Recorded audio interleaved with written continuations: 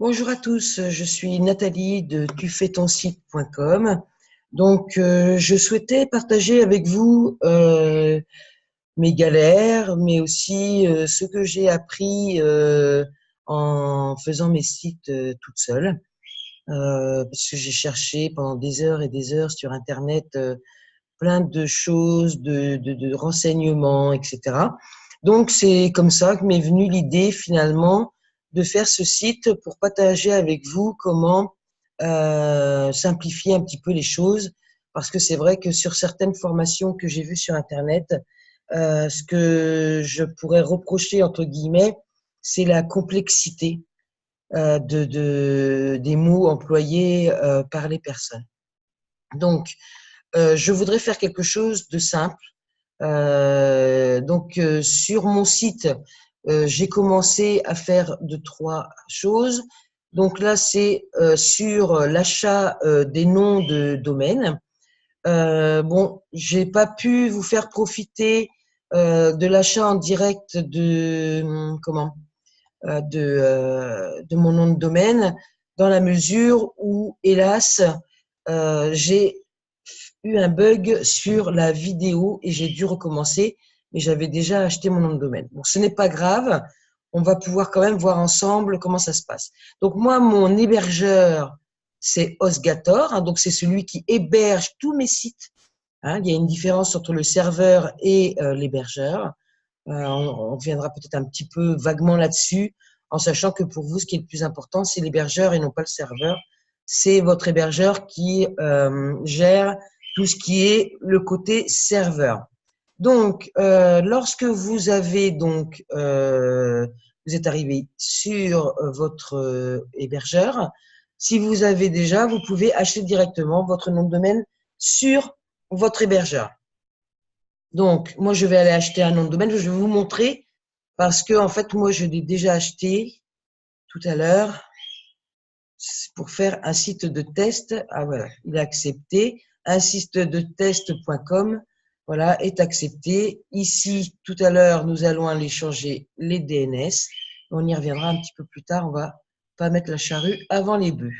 Donc, si vous voulez acheter un nom de domaine, vous allez sur Register domaine, en sachant que vous pouvez faire un clic droit et traduire. Il n'y a pas de souci par rapport à ça. Moi, je ne parle pas couramment anglais et malgré tout, j'ai la possibilité de comprendre tout à fait.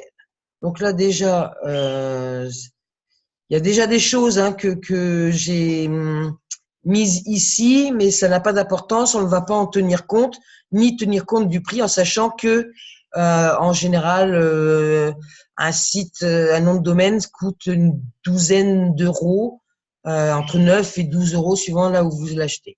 Donc là, on va chercher un nom de domaine qui est libre. Donc là, on va, par exemple, si vous allez créer un site sur le bricolage, vous avez envie de partager votre expérience sur le bricolage, et puis vous avez envie de faire un site ou sur vos recettes de cuisine ou sur des astuces de grand-mère ou sur votre régime minceur ou sur des jeux ou peu importe hein, ce que vous avez envie de partager avec les personnes. Donc là, nous, on va chercher un nom de domaine pour un site de bricolage et en sachant qu'on va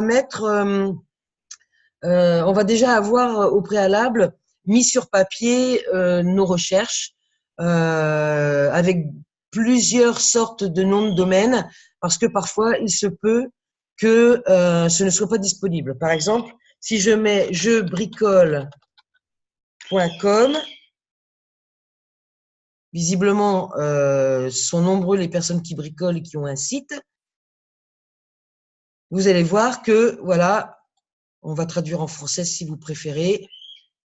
Il n'est pas bricolible, il n'est pas disponible, pardon.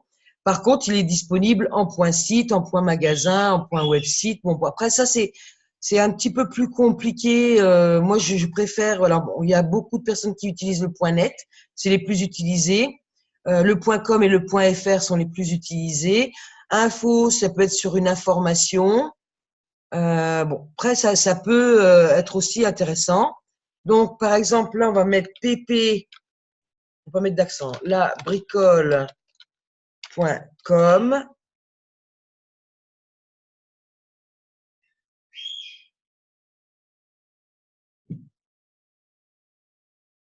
Voilà, il est disponible. Donc, pplabricole.com est disponible. Il peut être en ligne, en point site, comme on a vu tout à l'heure. Une fois que vous avez trouvé votre nom de domaine, que vous êtes sûr que c'est celui-là que vous voulez, que vous êtes vraiment au point par rapport à ça, vous cliquez sur… Déjà, on va enlever tout ce qui est confidentialité parce que c'est intéressant de pouvoir avoir un nom de domaine qui peut être trouvé. Par exemple, donc là, on va regarder qu'est-ce que c'est que ça. Donc, les informations de contact personnel, donc tout ce qui est vos informations des propriétaires de domaine sont disponibles en ligne dans le répertoire public WHOIS. On verra ça plus tard. Effectivement, c'est un endroit où vous pouvez trouver votre nom de domaine. Il y a même quand vous voulez vendre vos noms de domaine, enfin vos sites, etc. Vous pouvez protéger votre identité en cochant la case donc que vous voulez que la confidentialité soit ajoutée. Bon, moi je ne le fais pas, ça m'intéresse pas. Donc, une fois que vous avez fait ça, vous allez aller payer votre nom de domaine.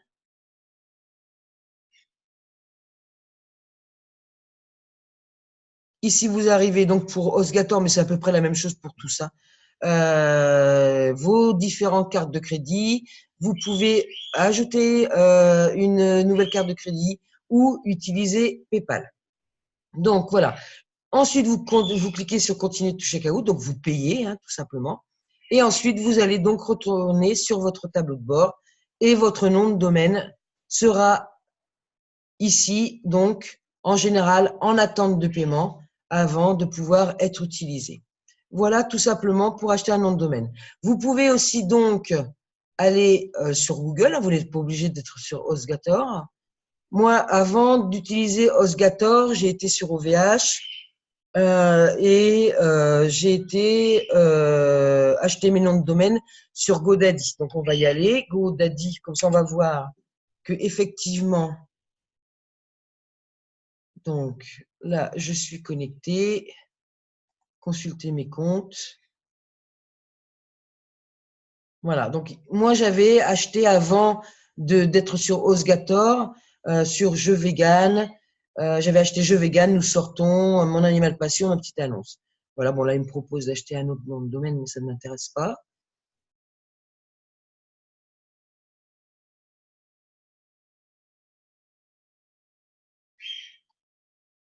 Voilà, donc là ils me disent que j'utilise un serveur de nom externe, c'est-à-dire que je suis sur un autre hébergeur. Donc, mes 4 sites que j'avais chez eux sont sur HostGator. Voilà, vous pouvez aussi donc tout simplement rechercher sur Google pour acheter un nom de domaine. Après, à vous de choisir dans votre dans les différentes propositions comment acheter un nom de domaine. Là, on va prendre OVH, qui est complètement français, qui est très bien aussi. Hein, et beaucoup de personnes sur son OVH. Donc là, vous pouvez effectivement, on va rester sur le même nom de domaine parce qu'on sait qu'il est libre. Alors, hop, on va essayer d'écrire correctement.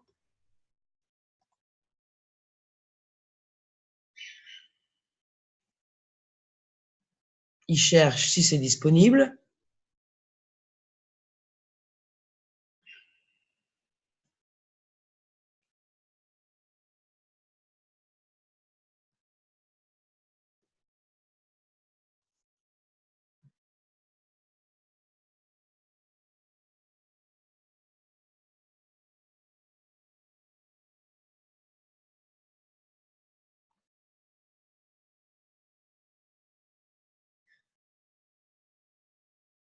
Alors, c'est un petit peu long, mais il y a peut-être aussi des problèmes de connexion Internet. Je suis dans un petit village.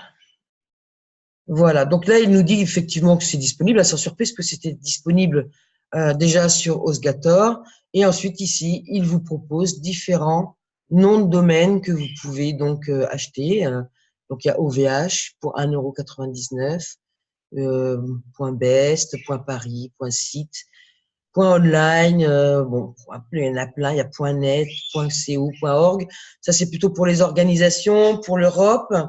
Oui, il y a plein de choix comme ça que vous pouvez. Donc, il y a différents prix suivant comment vous allez les acheter. Donc, pour un .com, là, il est à 6,99 € par an hors taxe.